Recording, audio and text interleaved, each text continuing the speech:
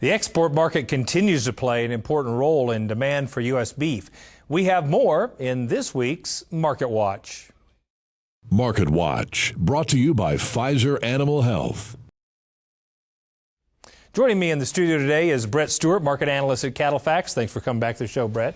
Good to be here, Kevin. You know, we hear a lot about this ex-U.S. demand growth. Tell us what's happening there, and specifically what countries are leading the charge.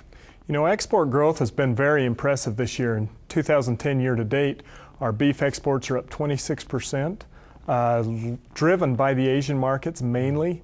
Japan, South Korea. South Korea's up 114%. Wow. Japan's up 29%.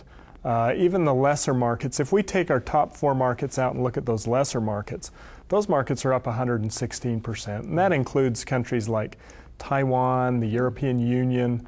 Some of those lesser countries we don't see a lot of action from have combined to provide pretty significant growth for us. That's great news for the industry. What does it mean for producers themselves here in the United States? Well, the export markets, there are really 2 key ways that it benefits us. And the first one, obviously, it removes beef from our domestic market. Yeah. It increases competition for our product here at home. The second thing that's interesting to watch is the export premiums that we derive from these cuts. As we've seen that growth in Japan, South Korea, we've seen U.S. short rib prices go up to record highs in the last month.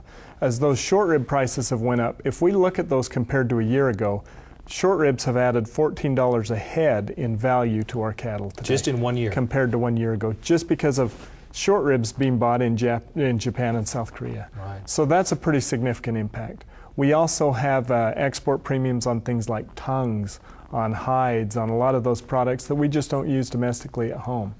Also, we have our source premiums, source and age premiums in Japan that have been a great opportunity for a lot of our producers to provide that verification of age and get those premiums from the Japan market. We've come a long way in a year, but what's your outlook as you extend that, both from a short-term and longer-term perspective, Brett? Well, we're on track for a great year here in 2010. I think we're going to see our export market take about a 18-20% increase this year over a year ago by year end.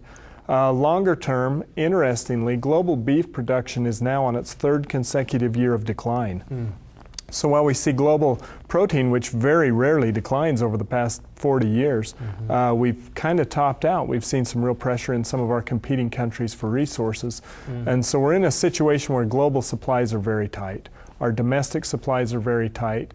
We're adding about 80 million people a year to the planet. And so if you think about those equations and the long-term growth in per capita income, population, long-term growth is phenomenal for the U.S. beef producer in terms of the global marketplace. Well, it could be some good news ahead. Thanks for coming back to the show. Good to be here. You bet. Thanks. For more information from the experts at CattleFax, visit CattleFax.com.